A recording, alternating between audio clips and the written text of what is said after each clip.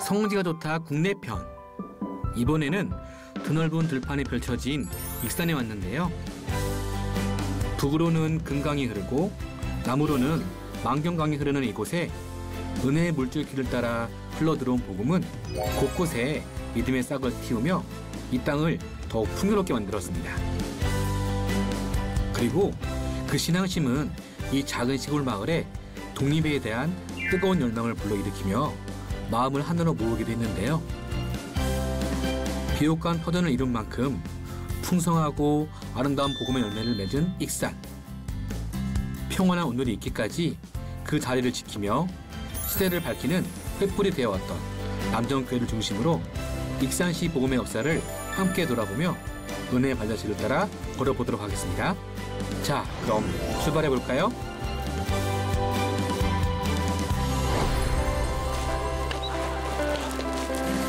교수님, 저희가 여기 익산에 왔잖아요. 네네. 제가 이 프로그램 하다 보니까는 이제 어느 지역에 간다. 그러면 아 여기가 남장로교였구나, 감리교였구나, 아니면 또 북장로교였구나. 네. 그렇게 지역이 눈에 들어오는 거예요. 그렇죠, 이제. 익산에 왔으니까 여기는 분명 네네. 남장로교회 그렇죠. 선교 네, 구역이었죠. 그렇죠. 여기가 특별해요. 여기 익산시가 지금 익산시라고 이렇게 알려졌지만 네. 사실은 여기 지금 남전교회 우리가 찾아왔지만 네. 보시면 벌판 가운데 있잖아요. 아무것도 없는 벌판 가운데 있잖아요. 허벌판이죠. 네, 근데 여기에 이렇게 오래된 교회가 있고 또 역사적인 의미가 있나 이렇게 생각할 수가 있죠. 그렇죠. 근데 여기 사실은 우리가 사실 이쪽 지도를 놓고 보면은 이해가 돼요. 왜냐하면 북쪽으로는 네. 금강이 흘러요. 아, 강이요? 네, 금강이 바로 요 건너편이 그냥 저 서천이고 부여고 이렇게 된다고 올라오면. 그러니까 저 위에서 우리가 강경 이미 살펴봤잖아요. 그쵸, 그쵸. 강경에서 내려오는 그 금강이 서쪽으로 지나간다고. 아, 저쪽으로? 네, 저쪽 벌판. 근데 이쪽에는 또 만경강이라는 강이 있어요. 알죠. 네. 배웠죠. 네. 이 만경강하고 그러니까 어떻게 보면 금강 사이에 이제 이 익산이라고 하는. 굉장히 비옥하겠는데요. 그렇죠. 그러니까 여기가 우리나라의 사실 가장 큰 곡창지대였어요, 여기가. 아, 그래요? 아. 그러니까 옛날에 여기 뭐 말할 때 이제 이렇게 익산평야라고도 표현하고 만경평야라고 표현하는데 네. 이곳이 그러니까 우리나라의 가장 그 비옥한 토지, 쌀 생산이 가장 많았던 곳, 네. 뭐 그런 곳이라고 볼 수가 있죠. 아. 그런데 이곳에 이제 그러면 어떻게 선교사들이 여기까지 일찍 들어올 수 있었을까? 그러게요. 근데 결국은 익산이라는 것은 유리했던 게 뭐냐면 옛날엔 길이 없었잖아요. 거의 백길이었죠. 백길이었어요. 그러니까 금강 쪽으로 올라갔던 백길을 통해서 선교사들이 닿은 것은 이제 이 익산 북쪽. 예. 이제 교회들이 만들어지고 네. 만경강을 통해서 올라오는 이제 선교사들과의 관계는 이제 이 남전교회를 비롯해서 이제 쭉 올라가면서 네. 이제 삼례까지. 아. 삼례까지 더 올라가면 이제 완주. 아. 이렇게 이제 백길이 삼례까지 충분히 갈 수 있어요. 만조가 되면 바닷물이 쭉 들어요, 그죠? 끝까지 내려가요? 그러면. 그렇기 때문에 여기에 이제 일찍 선교사들과의 관계도 맺을 수가 있었고, 네. 또 실제로 이제 군산에 남장로 선교부가 이제 설치가 되면서 그렇죠. 전킨 선교사가 굉장히 활동적이었잖아요. 알죠. 그분이 엄청나게 활동적이었는데 그분의 영향이 여기까지 미쳐요, 실제적으로. 그래서 이 교회가 세워지는 과정 속에서도 사실 전킨 선교사의 도움을 청해서 이렇게 이제 설립이 되는 그런 과정이 있었죠. 전주에 성교의 촛발을 내디디며 호남 지역에 복음의 씨앗을 심어간 미국 남장로교 7인의 선교사. 남전교회는 군산 구암교회를 세운 정킨 선교사에게 복음을 전해들은 이들의 바람으로 처음 신앙의 싹을 피웠는데요. 그렇게 허허벌판이던 이곳에 복음이라는 이름으로 십자가의 빛이 새롭게 드리우게 되었습니다. 그렇다면 저희가 여기 온 곳이 남전교회, 네. 한국기독교 장로회 총회 일적 1호 교회, 되게 의미 있는 교회인데 그러면 역사가 굉장히 길겠네요. 그러면 지금 현존하는 교회 중에서는 익산에서 가장 오래된 교회. 그럼 어떻게 하면 1호 교회. 역사적으로 1호교. 근데 사실은 기록상으로는 먼저 있었던 교회가 있어요. 저 북쪽에. 함렬이라고 하는 곳에 함렬교회 있었는데 그 교회는 이제 사라져서 그 역사 이제 이어지지 않고 있고 그래서 지금 현존하는 교회로서는 이제 이 남전교회가 가장 오래된 교회, 1897년에 출발한 교회로 이제 기록이 돼 있으니까요. 그럼 정말 초창기에 세워진 교회네요. 그러면 그러니까 남장로교 선교부가 실제로 1894년이잖아요. 네. 물론 1892년에 이제 선교사에 들어와서 이제 활동을 시작하면 여기 들어오는 1894년인데 1894년에 왔지만 사실 시작을 못 한단 말이에요. 왜냐하면 동학이 일어났잖아요. 그러니까 그래서 바로 다 이제 서울 다시 올라가서 시작을 못 하거든요. 그렇게 생각해서 1897년에 시작됐다 그러면 굉장히 빨리 시작된 것이죠. 굉장히 빨리 시작된 것인데 결국은 여기는 군산과 전부 연결돼요. 가깝죠, 군산하고. 그러면 여기서 물론 당신이 걸어 다니는 거니까 가까운 거리는 알지. 한 네. 50리길, 그러니까 한 20km 이상 가야 되는데 배를 이용할 수도 있고 그러나 그 당시엔 배도 귀했으니까 대부분 다 걸어 다녔다고 볼 수가 있죠. 이제 네. 이 벌판을 가로질러서 이제 걸어서 군산까지 왔다 갔다 하게 되죠. 네. 그래서 실제적으로 여기 교회가 세워지는 것도 좀 독특한 것이 뭐냐면 선교사들이 여기서 전도해갖고 여기서 교회 세워진 것이 아니고 그럼요.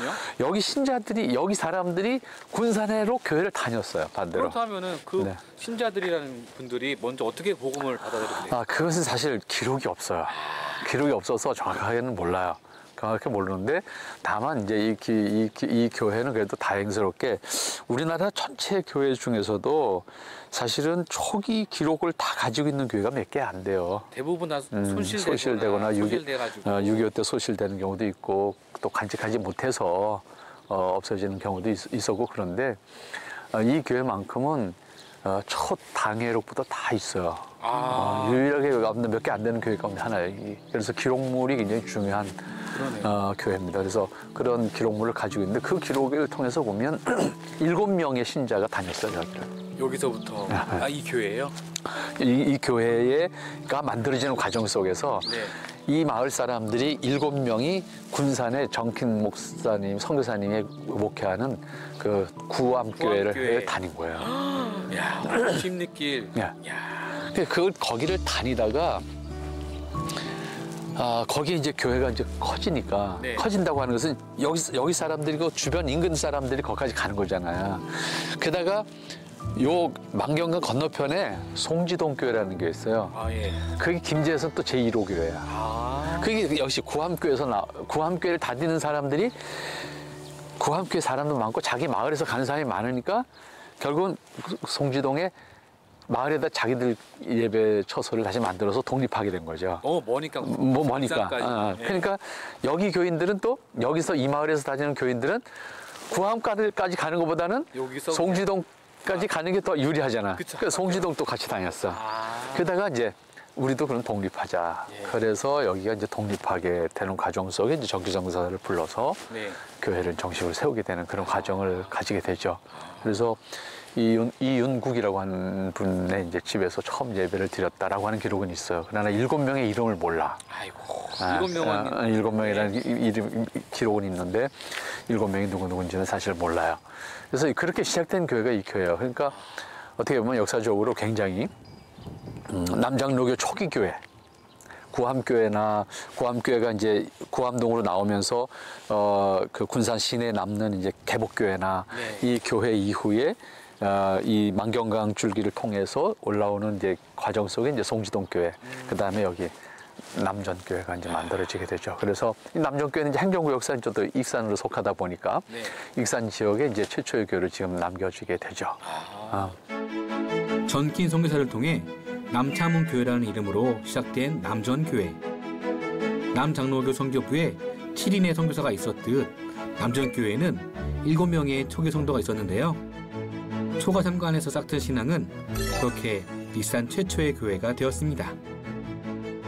지금도 사실 여기 언덕이 없다 보니까 안 보이잖아요. 끝이 안 보이는 벌판이란 말이에요. 벌판 가운데 여기 만경강을 중심으로 하는 그 평야잖아요. 여기. 완전 평야잖아요. 이 평양에 이제 교회가 생기면서 이 지역에 이제 개벽하게 현상이 일어나게 되는 거죠. 그 개벽이라는 건 결국 뭐예요? 정말 뭐 아무것도 모르는 시대를 모르는 사람들한테 이제 여기에 교회가 세워짐으로써 우선 생각하는 거 달라지게 되잖아요. 복음을 통해서 사람들이 변화가 되잖아요. 그러니까 이제 사실은 이 교회가 한참 이제 그 당시에 성장하면서 200명, 300명 이렇게 생각해보세요. 이 허벌판에서 200명, 300명 모여온다는 게 쉬운 얘기가 아니잖아요. 그렇죠. 근데 그렇게 뭐 모여든다는 것은 그만큼 당시에 이 교회를 중심으로 하는 큰 변화가 이제 있었다라고 하는 의미가 되죠. 그 다음에 이제 여기서 이제 학교를 한다고요. 제가 궁금했었어요. 과연 학교를 했을까 안 했을까? 안 한 교회가 없어요. 이 익산 시내 초기 교회들 다 학교했어요. 교회가 시작되면은 네, 반대 학교가 있었죠. 시작되고. 그러니까 여기서 이제 1910년에 도남 학교라는 학교, 도남 학교라는 남자 학교를 해요. 그다음에 1922년에 미성 학교라는 여자 학교를 해요. 이름 예쁘다. 그다음에 두 개를 운영하려니까 힘들잖아요. 네. 그래서 그 이듬해 1923년에 그것을 이제 신성학교라는 이름으로 개명을 해서 통폐합해서 남녀공학을 해요. 그 당시 공학이 됐다고요? 남녀공학으로 이제 우선 이제 그만큼 깨기도 했고 또 일단 두 개를 움직인다는 게 별도로 움직인다는 게 어려우니까 그래서 이제 한 학교를 이제 통합을 해서 1923년에 이제 통합을 해서 신성학교라는 이름으로 이제 다시 학교를 운영을 하죠. 그러나 이제 그때부터 일제가 이제 박해하는 게 점점 이제 강해지잖아요. 학교 이제 교육을 못하게 하거나 학원 제한을 하거나 이런 또 법적으로 이제 인가를 안 해주고는 이제 이런 문제들 또 인가를 해주더라도 조건부로 이제 뭐 반드시 편입을 일반 학교로 가서 공부를 하게 하거나 뭐 이런 한테 불이익을 주니까 그런 과정을 통해서 결국 그래도 신성학교가 1942년까지 꽤 오래 학교를 하죠. 그래서 결국 1942년에는 일본에 의해서 강제로 폐교되면서 이제 여기 이제 오산 초등학교 여기 오산면이거든요. 오산면 이제 남전인데 오산 초등학교 공립학교죠. 공립학교로 이제 강제 편입시키고 이제 이 교회가 하는 학교 이제 없어지게 되죠. 그러나 이제 그 학교들이 있다는 것은 굉장히 큰 의미가 뭐냐면 사실은 이 익산 지역의 만세운동이 출발점이거든요. 이 교회가 동시에. 대부분 교회에서 시작됐죠. 만세운동. 그럴 수밖에 없었던 것이 어쨌든 머리가 깬 분들이 또 동시에 세상을 읽을 수 있는 또 정보력이 교회밖에는 이제 당시에는 없었으니까 어떻게 보면 그런 측면에서 이제 이 교회가 중심이 됐고 이 교회 인물들이 중심이 됐고 특별히 이제 학교가 중심이 되죠. 그래서 아무래도. 학교의 선생님을 중심으로 해서 학생들 그다음에 교회 신자들이 이제 동참해서 만세운동을 주도하게 되죠. 지역의 아이들을 위해 익산에 세워진 도남학교와 미성학교. 이후 신성학교라는 이름으로 하나가 된 이들은 마음도 한데 모아 민족 정신을 불태웠는데요. 익산 기독교 민족권의 발원지로서 남전교회에는 이처럼 뜻깊고 뼈아픈 역사들이 고스란히 간직되어 있었습니다.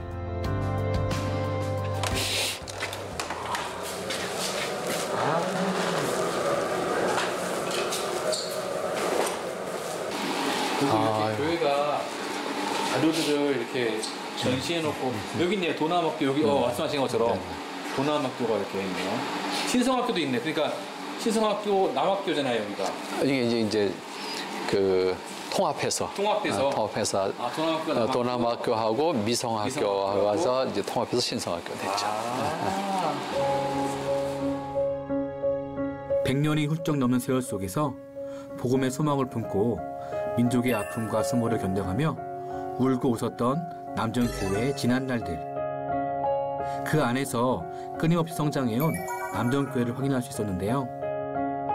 비록 흑백의 사진이지만 그 모든 순간들이 여전히 아름답게 빛나는 것 같습니다.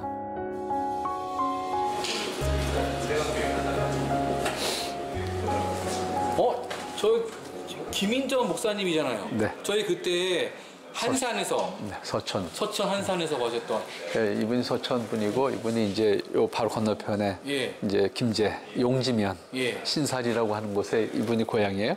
이분이 고향인데 사실 이 박연세 이분 나중에 목사님 되죠. 이분도 목사님 되는데 이분하고 여기는 직접적으로 이제 어떤 연결이 있냐면 사실은 이분이 그 용지 출신인데 구암교회 나가셨고 그다음에 영명학교 선생을 해요. 또 공주 영명학교. 그러면 아니 여기 군산. 군산 영명학교요. 예. 그래서 군산 그 3.5 만세 운동을 주도한 사람이 김현세 목사님, 박현세 목사님이에요. 그때 들은 것 같아요. 사람한테. 그러니까 군산 그 영명학교를 중심으로 해서 멜번 그 학교 학생들을 중심으로 해서 만세 운동을 주도할 때 박현세 목사님이 이제 그 당시에 목사님이 아니었지만 어쨌든 선생이 주도를 한다고. 그분이 이제 이쪽 그 익산 지역에도 영향을 미치고 이분이 실제적으로 초기에는 성경 공부를 하러 쫓아다니셨어. 선교사님들 쫓아다니면서 영향을 주는데 나중에 목사님이 돼서는 익산 지역의 교회들을 목회도 한다고. 이분. 그리고 김인전 목사님은 서천 분이잖아요. 예. 서천 분이신데 이제 전주 서문교회 담임 목사 최초로 이제 평양신학교 졸업하고 처음 하셨죠? 임지로 온 것이 서문교회예요. 그래서 이제 이분이 이쪽 지역의 또 큰 지도자로서 역할을 또 하시게 되죠. 저희 교회는 네 분의 순교자, 우리 교회 출신으로는 박연세 목사님, 목포 양동교에서 1943년도에 순교하셨지만은 저희 교회 출신이고 저희 교회에서 세례받고 이랬던 문제가 우리 당일역에 다 기록이 되어 있습니다. 그래서 지금 8분 중에 4분이 순교자시고 나머지 4분은 애국지사가 되어 있죠. 그래서 김인전 애국지사, 박성엽 애국지사, 김치옥 애국지사, 그 다음에 박병호 열사. 박병호 열사는 6.25 중에 공산당으로부터 순교당하셨습니다. 그래서 8분의 애국지사와 애국 열사와 피가 흐르는 교회다. 저는 이렇게 얘기하고 싶습니다.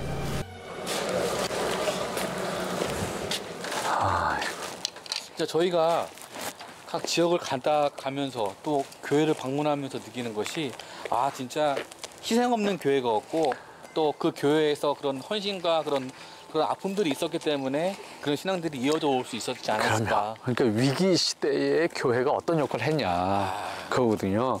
근데 사실 우리는 어떻게 보면 굉장히 평안한 시대에 풍요로운 시대에 신앙생활을 하고 있잖아요. 그렇죠. 반대로 생각하면.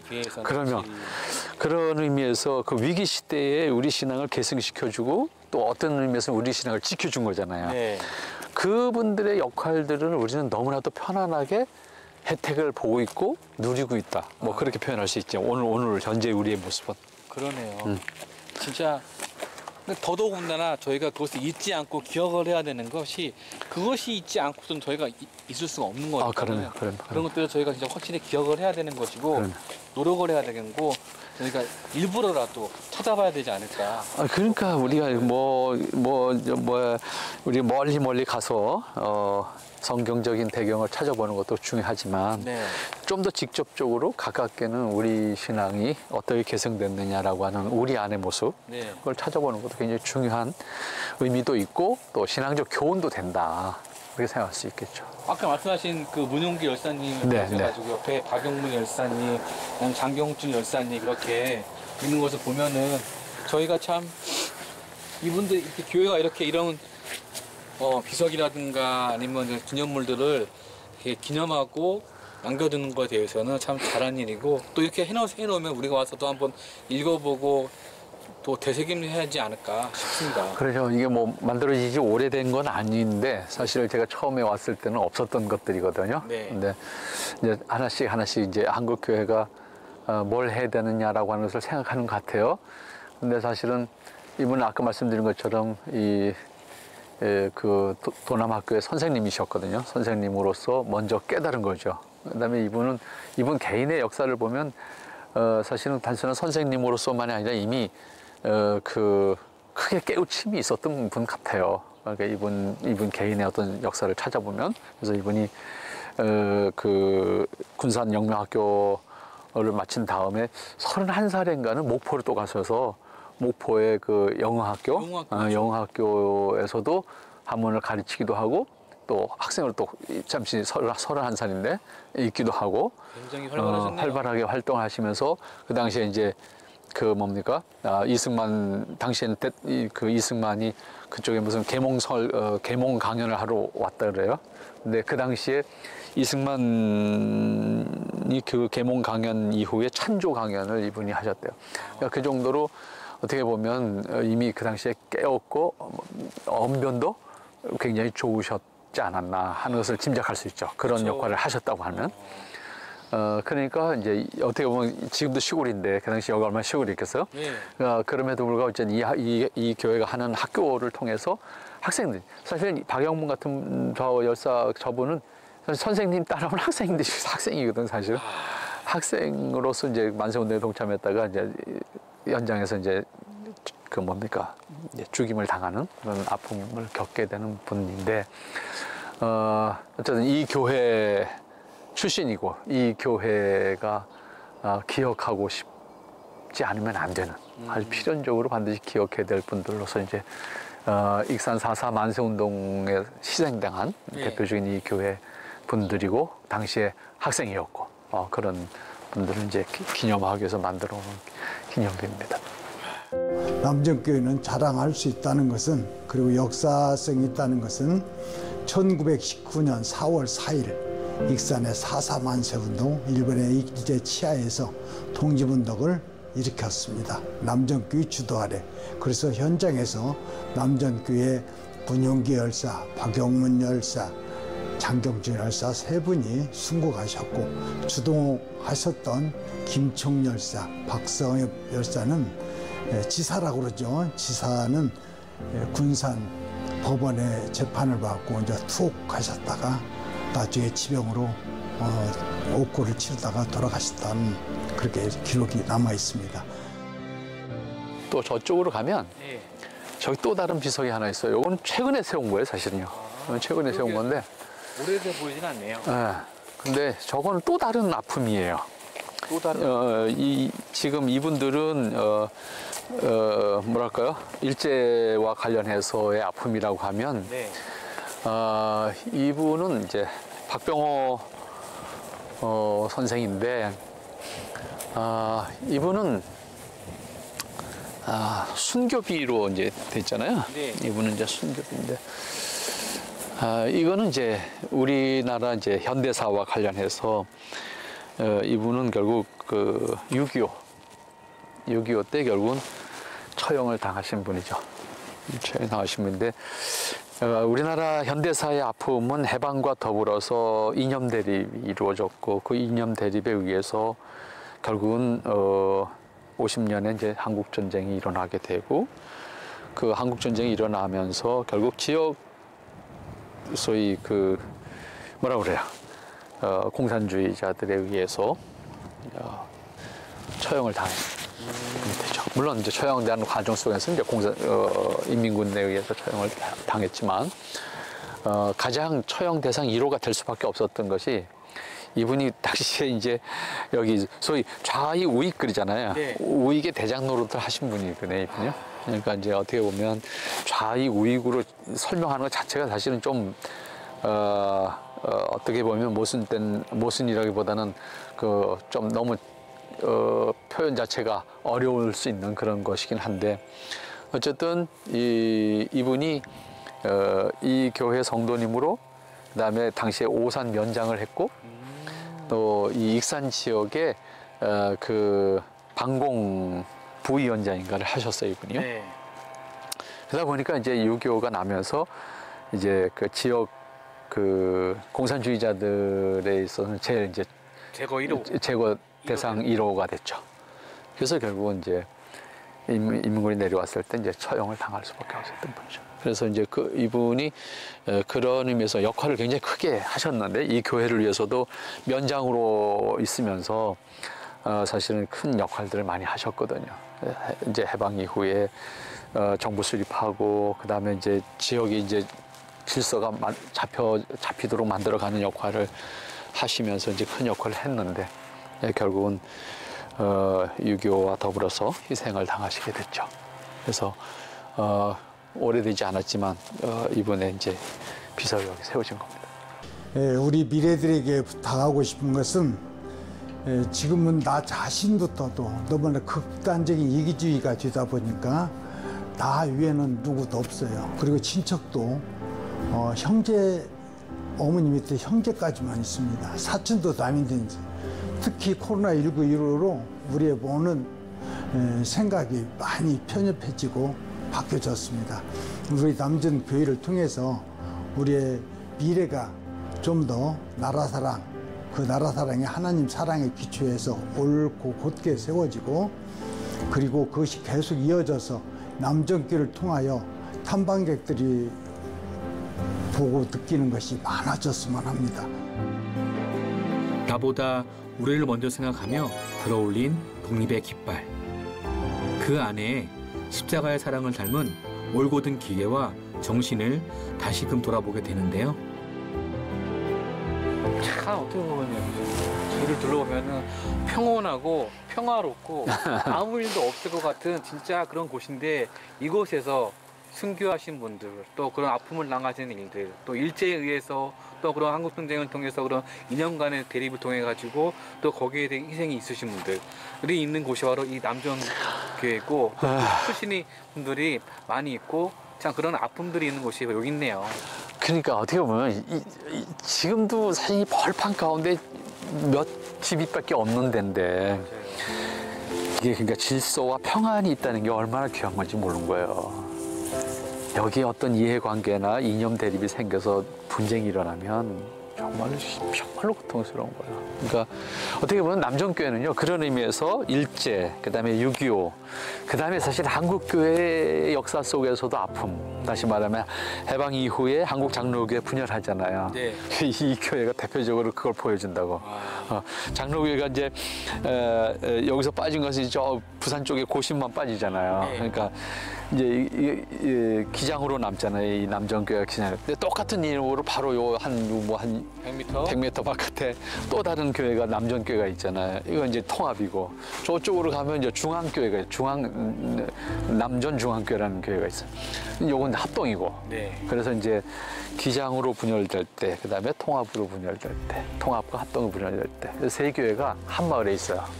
뿌리는 그래도 남전교회는 하나라고 볼수 있죠. 그렇죠. 역사는 공유하지만 네. 지금 현재 교회는 딱 세 개로 나눠져 있어요. 그러니까 그걸 다 볼 수 있는 것도 여기예요. 참 네, 네. 그래서 남전교회는 올 때마다 좀 감회가 그런저런 많은 그런 게 있어요. 하나님을 향한 열망과 이 땅에 하나님의 사랑을 전하기 위한 노력이 빚어낸 남전교회 역사. 그 오랜 세월을 바탕으로 남전교회는 하나님과 나뿐만 아니라 하나님과 가정, 나아가 하나님과 세상을 이어주는 교회가 되길 바라고 있는데요. 어려운 농촌 사회에 소망이 되는 교회로서, 또 민족 정신과 역사를 잇는 지역의 모 교회로서 남전교회가 이 땅을 하나님의 사랑으로 다시 한번 품어갈 수 있기를 기도합니다.